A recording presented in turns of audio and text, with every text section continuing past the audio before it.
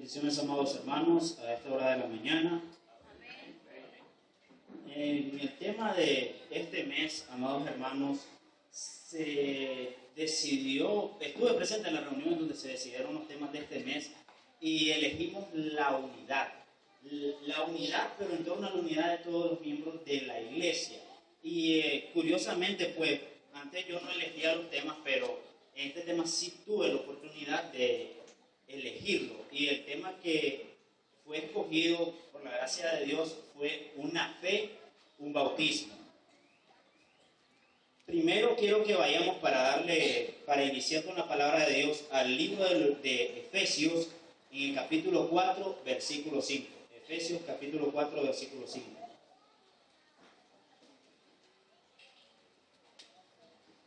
En el libro de los Efesios, en su capítulo 4, versículo 5, la palabra de Dios dice así: un Señor, una fe, un bautismo.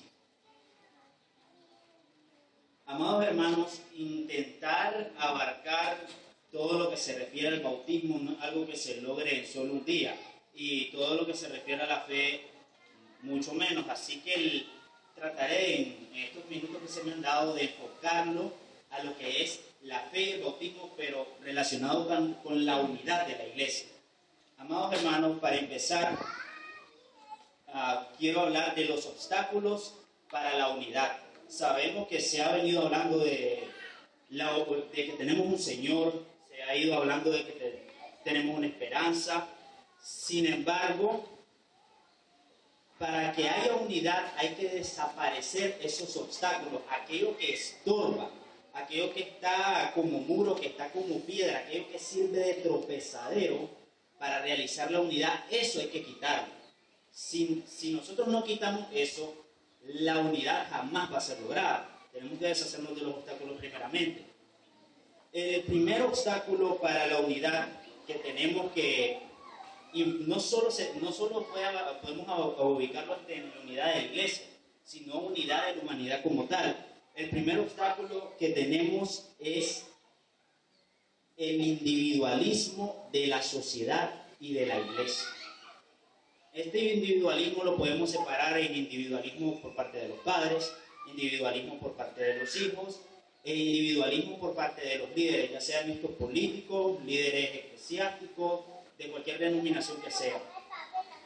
¿Qué pasa? Nosotros, debido al posmodernismo, no quiero entrar mucho en materia de sociología, pero debido al posmodernismo que sufren todas las sociedades hoy en día, tenemos una sociedad egoísta, ególatra. Todo está centrado en el yo. El ser humano, yo como persona individual, es lo que enseña, es lo máximo. Yo puedo lograr todo lo que yo quiera, puedo alcanzar cualquier meta, yo soy la persona más importante en mi vida, y eso sirve de obstáculo y de tropiezo a la unidad de la iglesia. Porque cuando nosotros nos ponemos en primer lugar a nosotros mismos, por encima del bienestar de los demás, eso se llama egoísmo. ¿Y qué es lo que vamos a hacer cuando nosotros tenemos en primer lugar en nuestra vida a nosotros mismos, al yo? Lo que vamos a hacer es estar dispuesto a pagar cualquier precio, a lastimar a cualquier persona que sea necesaria lastimar, con tal de satisfacer nuestros deseos egoístas, ya sean estos deseos materiales, deseos familiares, deseos de control, deseos políticos, y eso lo vemos a diario. No es sabio poner en primer lugar de nuestra vida a nosotros mismos. La Biblia no nos enseña eso. Por ejemplo, el individualismo por parte de los padres. Tenemos al papá y a la mamá, cada quien por su lado, que el papá quiere que sea su voluntad, quiere que su palabra sea la última. Podemos citar la típica familia nicaragüense. El papá alcohólico que llega después de las 12 de la noche, más o menos de la 1 a las 2 de la madrugada, al siguiente día ebrio, quebrando los trastes, agrediendo a su esposa, pidiéndole a los hijos que le traigan los zapatos, que le traigan la comida, que le quiten las botas, los calcetines, como que los hijos estuvieran por debajo de los esclavos. Quizás no sucede en todas las familias, pero en algunas sí sucede, y eso es parte del individualismo. Es decir, ese hombre está dispuesto a pisotear a su esposa, que debería de tenerla en muy alta estima, de tratar a sus hijos como objeto, con tal de que se satisfaga su ego de sentirse por encima de su familia. Eso es un estorbo. Al final ese deseo egoísta, si toco como ejemplo que el deseo egoísta es un estorbo para lograr la unidad en las personas, especialmente en la iglesia. Individualismo por parte de los hijos. Por ejemplo, el hijo vive enfocado en los estudios de la universidad, el hijo vive enfocado en escuchar música, en salir a la calle. Ya no hay tiempo en familia en estos días. Las personas no se sientan a la mesa a comer y a platicar. Los hijos no tienen la confianza que había antes con los padres de platicarle que mi papá, mira, me sucedió esto hoy en día.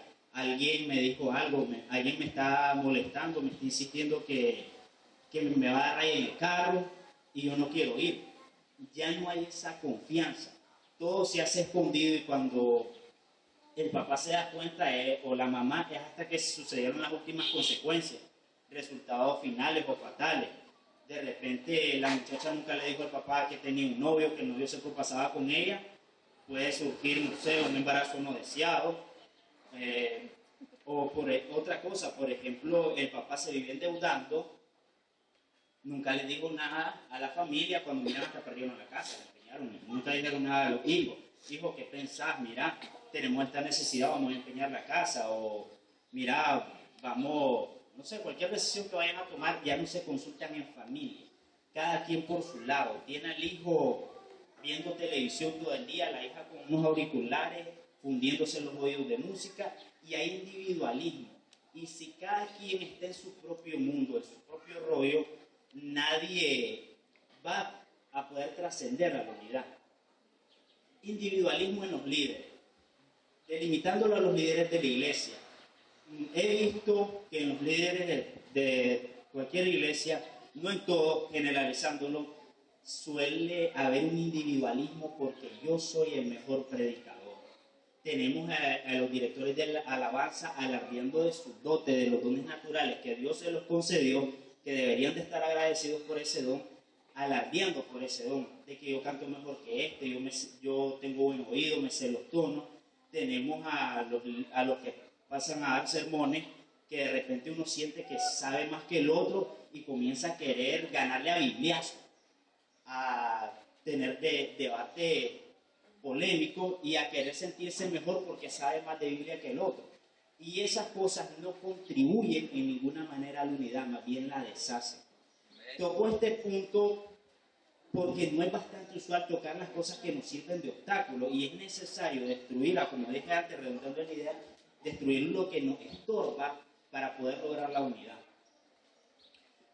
Sin embargo, ahora, otro obstáculo para la unidad, tenemos el orgullo y la vanagloria.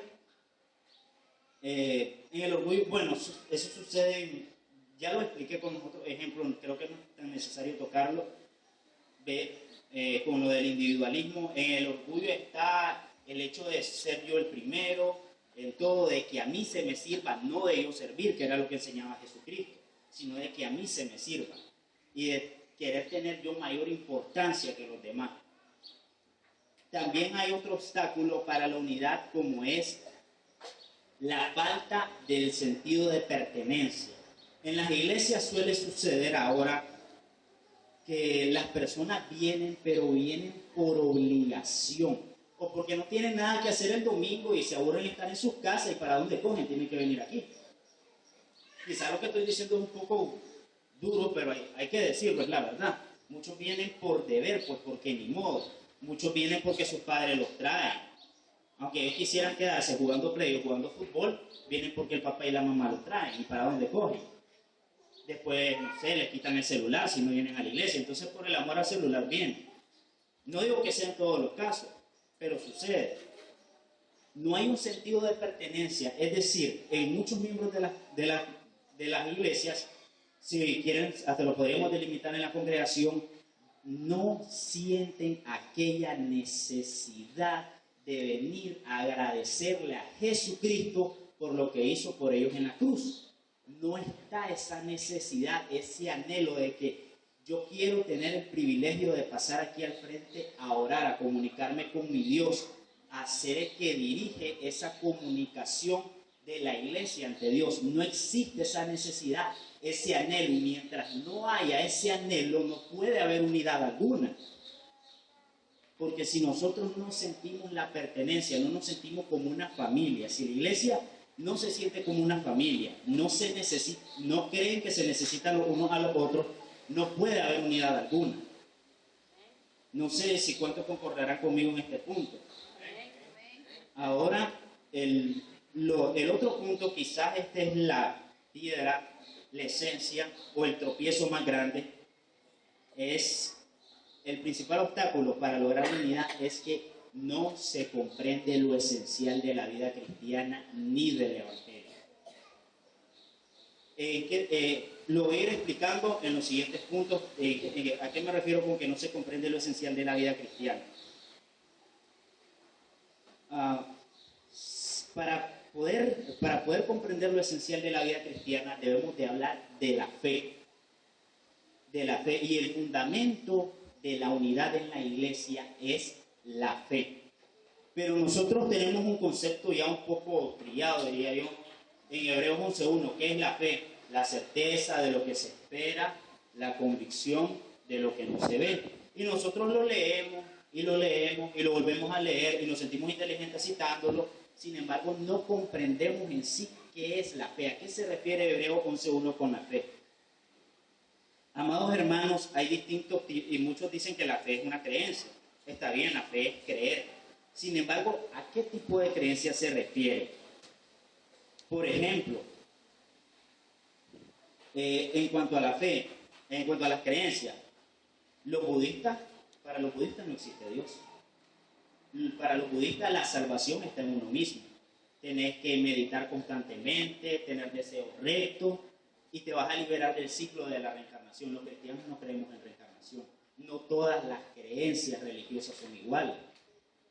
¿Estamos hablando de esa creencia? No. Otra creencia, por ejemplo, en el hinduismo hay 330 millones de dioses. Nosotros creemos en un solo Dios y en un Salvador que es Jesucristo. Tampoco, no es esa creencia a lo que nos referimos. El judaísmo vive atrapado en las tradiciones. Y algo que estuvimos viendo los jueves, que el hermano les aconsejo que vengan los jueves en los estudios bíblicos, estuvimos hablando sobre las cosmovisiones que tienen las religiones sobre Jesucristo. Y tocamos el tema del Islam. Los del Islam creen que Jesús existió, al igual que nosotros. Sin embargo, ellos no lo ven como hijo de Dios. Ven a Jesucristo como un profeta, un mensajero.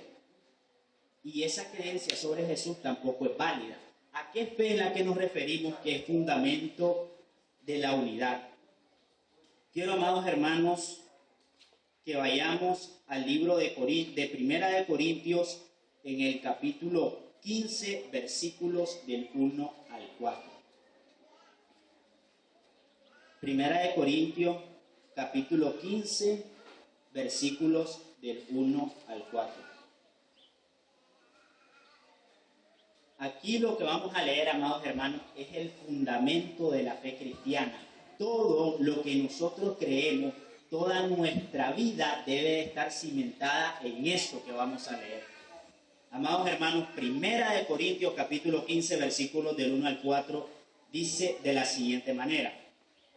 Además os declaro, hermanos, el evangelio que os he predicado, el cual también recibisteis, en el cual también perseveráis, por el cual asimismo, si retenéis la palabra que os he predicado, sois salvos, si no creísteis en vano.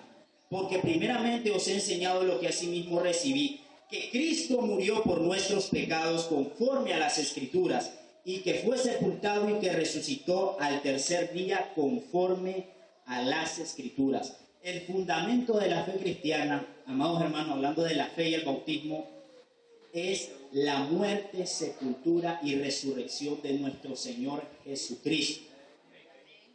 Quisiera oír un amén más fuerte. La muerte, sepultura y resurrección de nuestro Señor Jesucristo. Amén. Amados hermanos, cuando se predica el Evangelio, algo que si nos critican mucho a nosotros, es que nos vamos directamente a hablar del bautismo a las personas. Si la persona no cree en Jesús, el bautismo no se convierte en más que sumergirlo y sacarlo del agua. Es un acto de bañar prácticamente a la persona.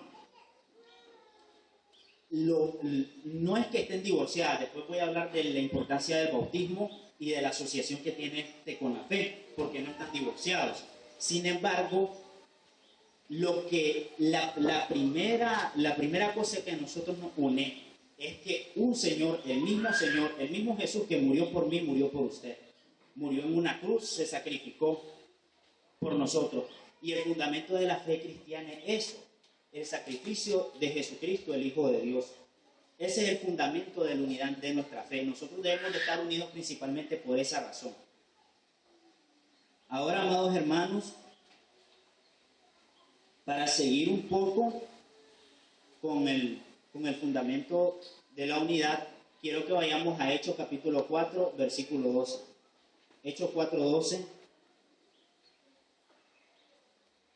Hechos capítulo 4, versículo 12, y luego nos vamos a saltear al versículo 32.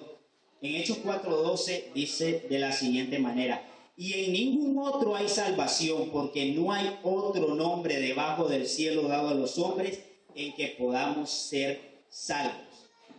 Y en el versículo 32 dice así: y la multitud de los que habían creído era de un corazón y un alma, y ninguno decía ser suyo propio nada de lo que poseía, sino que tenían todas las cosas en común. Este es el ejemplo de unidad de la iglesia del primer siglo. Ellos eran de un corazón y de un alma. Pero ¿qué era lo que producía ese corazón y esa alma? Lo que leímos en el versículo 12, el sacrificio de Jesucristo.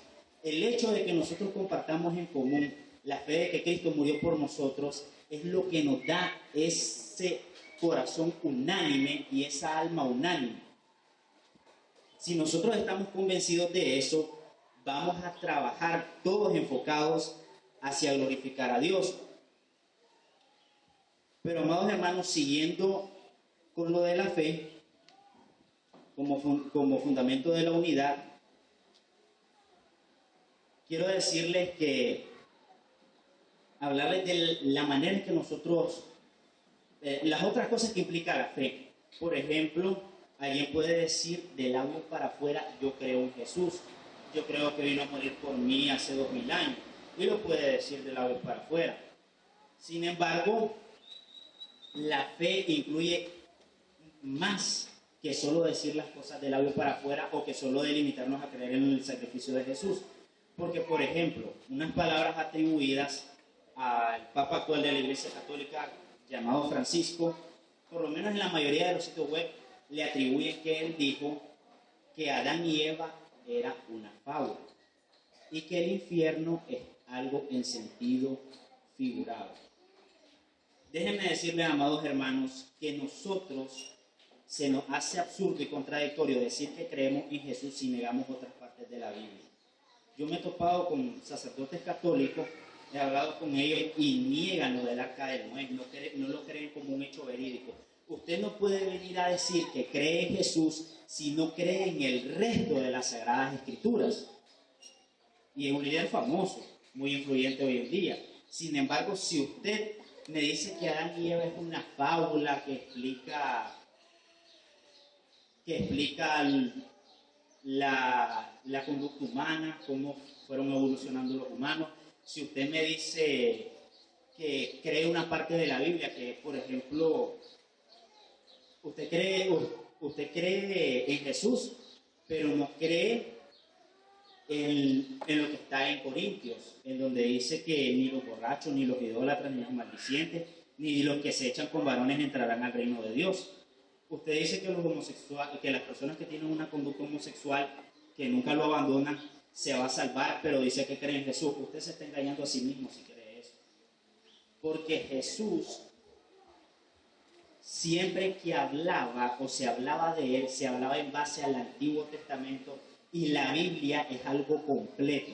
No es que yo lo voy a agarrar como un buffet a servirme de que esto sí lo voy a creer, esto no lo voy a creer. Creer en Jesús implica creer en todo lo que dicen las Sagradas Escrituras sin excepción. Otro punto que implica el creer es el ámbito de la santidad. La fe también implica santidad.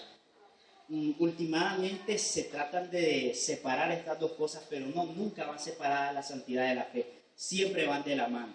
Y siempre va de la mano con el Evangelio. Dios nos salva para que llevemos una vida de santidad. Es uno de los propósitos de la salvación, no solo de que vayamos al cielo. Vayamos a Tito capítulo 2, versículo 11. Tito capítulo 2, versículo 11.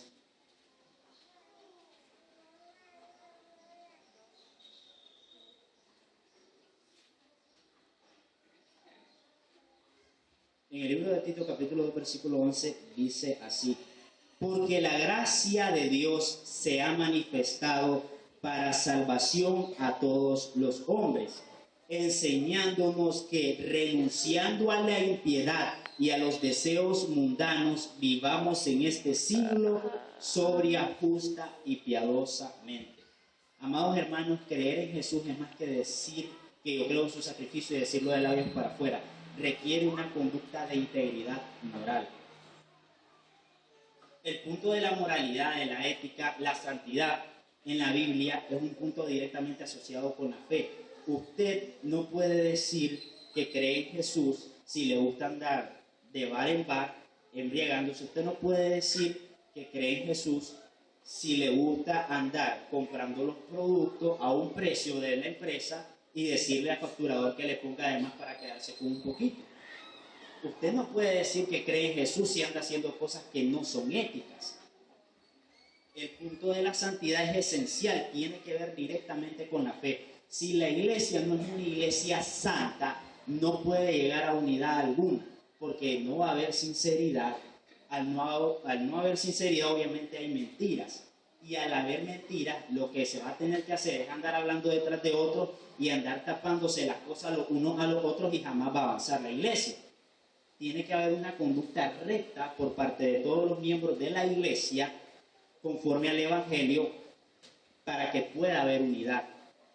Si la iglesia es santa no puede haber unidad. Otra cosa que exige la fe es obediencia. En Juan 14:23,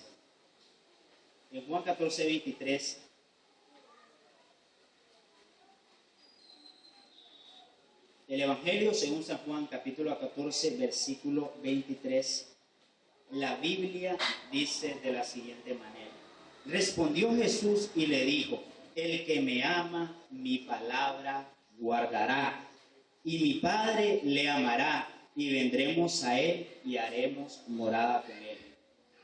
Parte de la fe en Jesús consiste en obedecerle. Normalmente cuando nosotros leemos algo en la Biblia que no es de nuestro agrado, que quizás va en contra de cosas que estamos haciendo, lo que hacemos es que nos enojamos. ¿Y por qué Dios puso esto? Y comenzamos a cuestionar, no, esto debe de haber algún problema, debe de querer dar a entender otra cosa.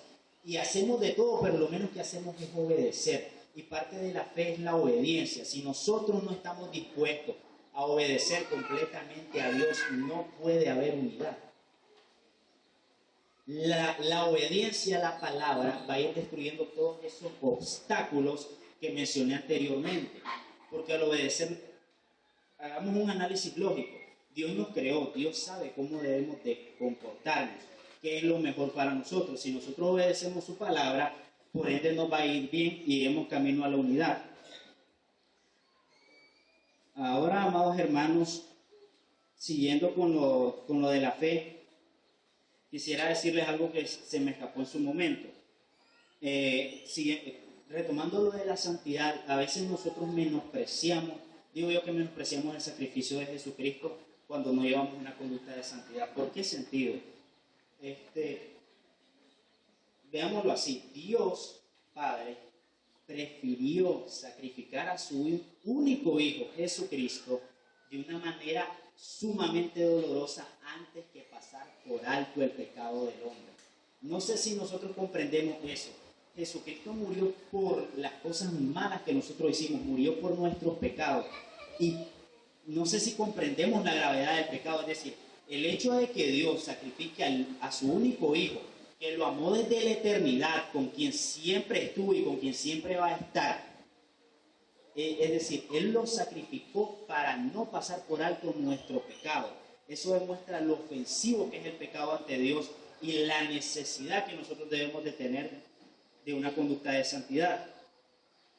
Ahora, amados hermanos, quisiera tocar el punto del bautismo. Últimamente, en las diversas corrientes religiosas hay una obsesión, digo obsesión, por desplazar el bautismo como parte del mensaje del Evangelio. Ellos dicen que el bautismo es un acto de obediencia, que lo debemos de hacer. Sin embargo, ellos no creen que es relevante para la salvación. Ellos dicen que no hay necesidad que con decir que yo creo en Jesús, con hacer una oración en la cual recibo a Jesús como mi Salvador personal, yo voy a ser salvo. Y todo lo que dice la Biblia sobre el bautismo lo pasan por alto. No le dan la relevancia al bautismo que estableció Jesucristo. Hay bastantes versículos con relación al bautismo, pero primero que todo quiero que nos vayamos a Marcos 16:16, para que veamos un poco de la importancia que tiene el bautismo como parte de la salvación. Marcos 16:16.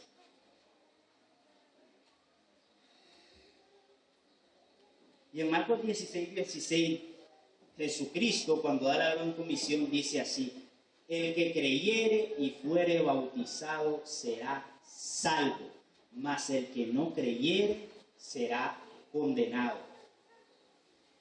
Aquí, haciéndole un análisis breve a este versículo, vemos que para salvarse la persona necesita tener fe en el sacrificio de Jesucristo, pero también necesita bautizarse. Y dice que el que no creyere será condenado. Esto explica el hecho de que hay personas que pueden bautizarse, no sé, porque tuvieron un interés aquí que, no sé, le llamó la atención a alguien y por eso que ellos decidieron venir aquí a bautizarse. Eso sucede con algunos muchachos que tal vez les gustó la muchacha, vinieron aquí y se bautizaron para que les hiciera caso. Obviamente, sin fe él no se puede salvar. Si él no estaba convencido que Jesús era el Hijo de Dios, él no se va a salvar. Pero siguiendo, hay un argumento de líderes protestantes que dicen que este texto no se encuentra en los tres manuscritos, el Códice Sinaítico, el Vaticano, no recuerdo cuál es el otro nombre. Ellos dicen que no se encuentra, y el Alejandrino no se encuentra en esos códices. Pero déjenme decirle que aunque no se encontrara este versículo, el apóstol Pablo en Romanos 6:4 nos da a entender la importancia del bautismo. Vayamos a Romanos 6:4.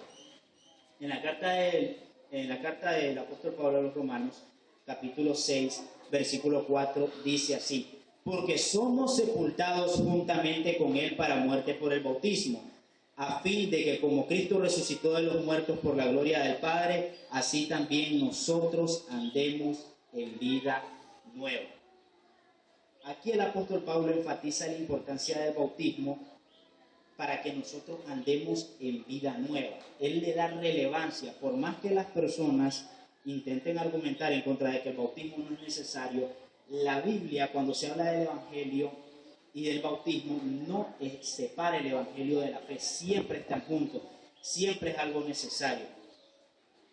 Para culminar, amados hermanos, en cuanto a la fe y el bautismo, en cuanto a una fe y un bautismo, quiero darles brevemente unas razones sobre las cuales, por qué debemos de mantener la unidad y por qué nos une la fe y el bautismo.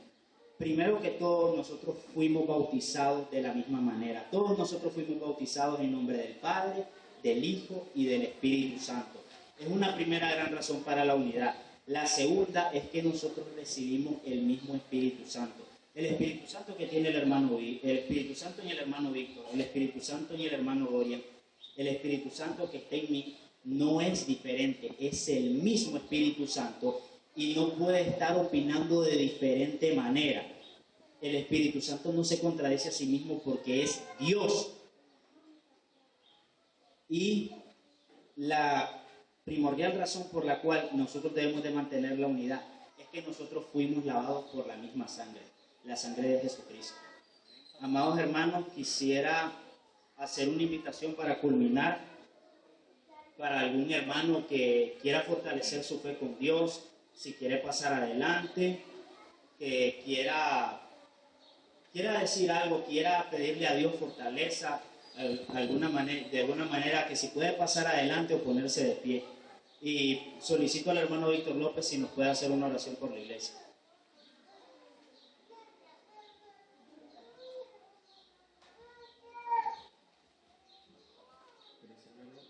Si hay algún hermano que quiera ponerse a cuenta con la iglesia o algún amigo que quiera aceptar a nuestro Señor Jesucristo como su Salvador personal, la oportunidad está abierta. Si hay alguien que quiera acercarse a los pies del Señor y glorificar en este día, la oportunidad está abierta. Si no, ahí vamos a tener una oración en general. Oremos. Bendito Dios, Padre Celestial, te damos gracias, Señor, porque nos has exhortado en esta mañana a ser cada día mejores. Bendice a la congregación en Tipitapa Centro, Señor, para que sea una iglesia de buen testimonio, para que sea una iglesia santa, para que seamos, Señor Santo, una congregación unida en una sola fe, en un solo bautismo, en un solo Dios verdadero. Bendice a nuestro hermano Jairo, Señor, por esa exposición en esta mañana. A nosotros, oh buen Dios, danos ese entusiasmo entonces por el cual podamos luchar, por el cual nos podamos mantener cada día más unidos, porque sabemos, Padre Eterno, que tú vienes a llevar a tu iglesia, esa iglesia pura, esa iglesia sin mancha, esa iglesia, Señor, que está demandando en esta tierra para predicar tu santo evangelio. Bendícenos, oh buen Dios, apártanos de todo mal, y sé tú, pues, Padre Eterno, quien puedas ayudarnos a construir nuestras vidas personales, olvidando el egoísmo, olvidando, Señor Santo, el personalismo, y siendo más cooperativos los unos con los otros, como tú nos has enseñado. Bendice, oh buen Dios, pues, grandemente a esta congregación.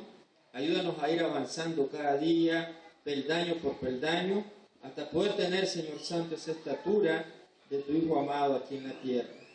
Oh buen Dios, pues, todo esto te lo pedimos, te lo suplicamos, en el nombre glorioso de tu Hijo amado, Cristo Jesús oramos. Amén. Amén.